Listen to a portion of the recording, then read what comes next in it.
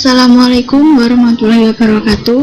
Kami dari kelompok 10 yang beranggotakan saya sendiri, Anissa Cahya Ramadhani, dan juga Aziz Rifai. Di sini kami akan membahas materi mengenai manajemen persediaan dalam perkuliahan manajemen produksi.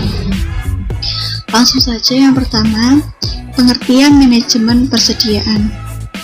Manajemen persediaan yaitu kemampuan suatu perusahaan dalam mengatur dan mengelola setiap kebutuhan barang, baik barang mentah, barang setengah jadi, dan barang jadi, agar selalu tersedia baik dalam kondisi pasar yang stabil dan berfluktuasi. Menurut Harsanto, manajemen persediaan adalah serangkaian keputusan atau kebijakan perusahaan untuk memastikan perusahaan mampu menyediakan persediaan dengan mutu, jumlah, dan waktu tertentu.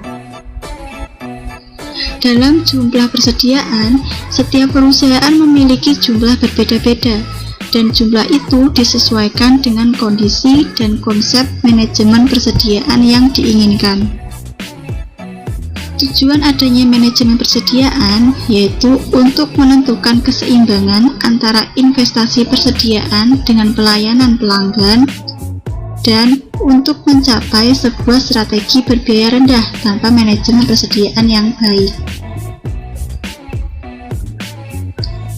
Selanjutnya, secara umum, persediaan itu mencakup 3 bidang.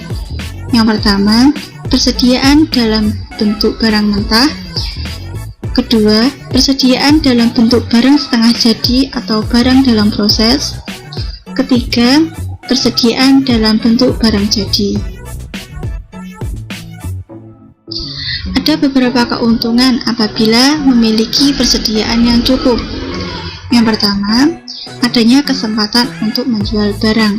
Jadi apabila perusahaan memiliki persediaan yang cukup, kesempatan menjual barangnya itu lebih luas,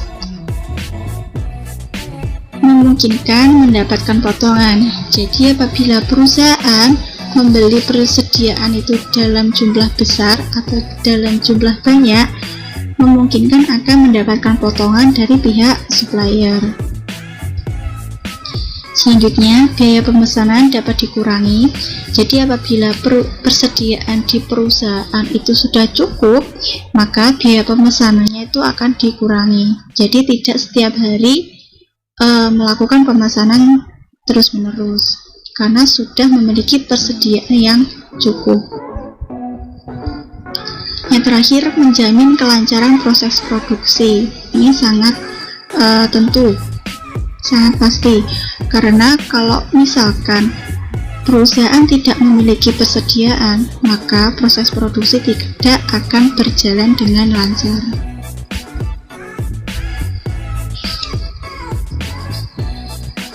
Apabila memiliki persediaan yang cukup, perusahaan bisa mengatasi kondisi-kondisi yang tidak menguntungkan, seperti pasar yang sedang mengalami kondisi yang fluktuasi.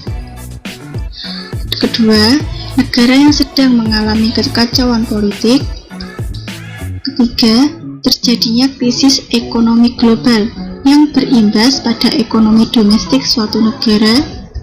Keempat, terjadi kudeta atau perebutan kekuasaan secara paksa. Yang kelima, tingkat utang yang tinggi. Kemudian selanjutnya yaitu industri manufaktur. Industri manufaktur merupakan salah satu industri yang mengandalkan konsep inventory management dalam mempertahankan aktivitasnya secara stabil dan terkendali. Oleh karena itu, bagi industri manufaktur, ketersediaan biaya persediaan harus selalu diperhatikan, apalagi ada kondisi-kondisi yang bersifat dan berpengaruh pada penyediaan pasokan bahan baku. Kemudian, biaya persediaan manufaktur terdiri atas 3 komponen.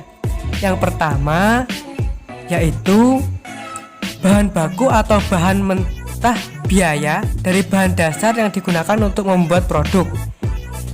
Yang kedua yaitu tenaga kerja atau biaya tenaga kerja langsung yang dibutuhkan untuk menyelesaikan produk jadi.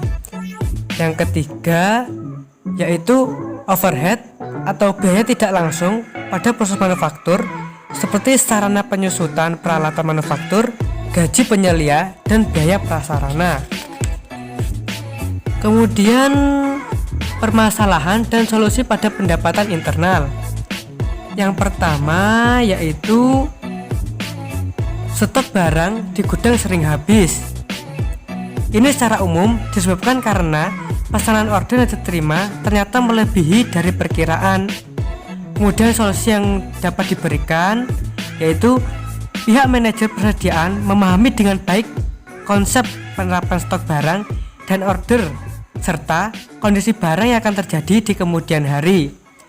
Yang kedua yaitu cepat mengalami kerusakan. Ini sangat umum terjadi pada sektor bisnis pertanian. Dengan kondisi seperti ini, bagian gudang dituntut untuk mampu menyediakan bahan baku dalam kualitas terjamin dan order yang diterima sesuai dengan waktu pesanan. Solusi yang dapat diberikan adalah yang pertama yaitu dengan cara menjual produk tersebut agar terjual secara tepat waktu. Yang kedua, disesuaikan jumlah yang dipanen sesuai dengan kemampuan daya beli konsumen secara tepat sehingga tidak ada barang yang tersisa. Yang ketiga, produk yang diberikan yang sulit terjual sebaiknya diawetkan. Yang keempat, memiliki kulkas atau pendingin sebagai tempat untuk memperlambat bahan yang cepat membusuk. Kemudian yang ketiga yaitu barang banyak hilang atau dijual tanpa persetujuan. Manajer gudang kadangkala menempatkan pegawai bagian gudang yang ternyata tidak memiliki tingkat kejujuran yang sesuai diharapkan, sehingga barang yang di gudang banyak yang hilang atau dijual tanpa persetujuan dari manajer gudang. Solusi yang dapat diberikan adalah sebaiknya manajer gudang ketika menerima karyawan untuk ditempatkan di bagian gudang tetap dilakukan tes ulang apakah bersangkutan memiliki tingkat kejujuran tinggi sebagaimana track record dari karyawan tersebut sebelumnya. Yang keempat yaitu harus selalu mengikuti standar mutu yang berlaku. Pihak perusahaan dituntut harus selalu mengikuti standar mutu yang berlaku baik di dalam negeri dan di luar negeri, terutama jika produk tersebut sudah memasuki pasar ekspor, sehingga perusahaan harus memiliki tenaga ahli dalam bidang ini dan digaji dengan jumlah yang mencukupi.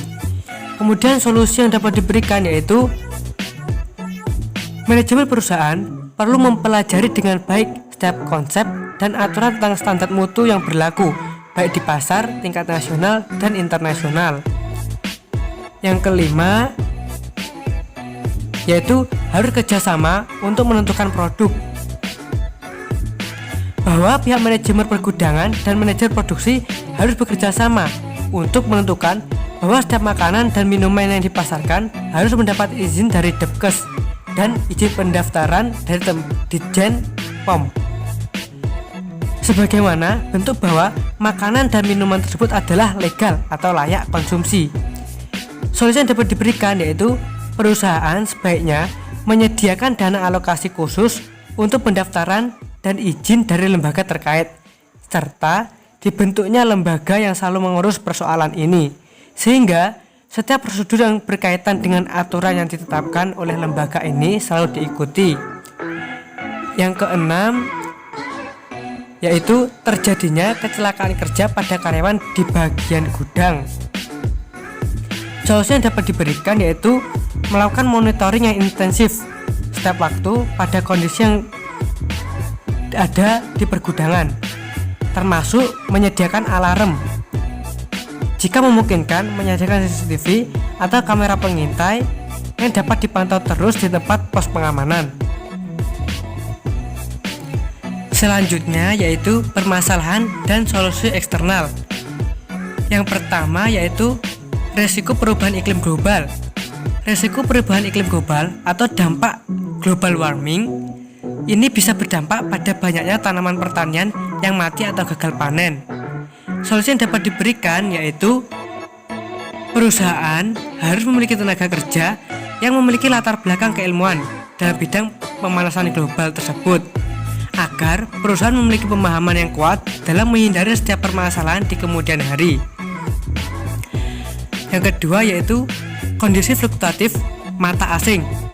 Solusi yang dapat diberikan yaitu pihak manajer sebaiknya mengusulkan dengan serius tentang konsep reserve atau cadangan, hedging, lindungan nilai dalam bentuk forex, currency atau mata uang asing yang harus dimiliki oleh perusahaan, khususnya ke manajer keuangan. Kemudian yang ketiga yaitu terjadinya kekacauan politik. Terjadinya kekacauan politik sehingga menyebabkan terganggunya pasokan bahan baku ke bagian persediaan.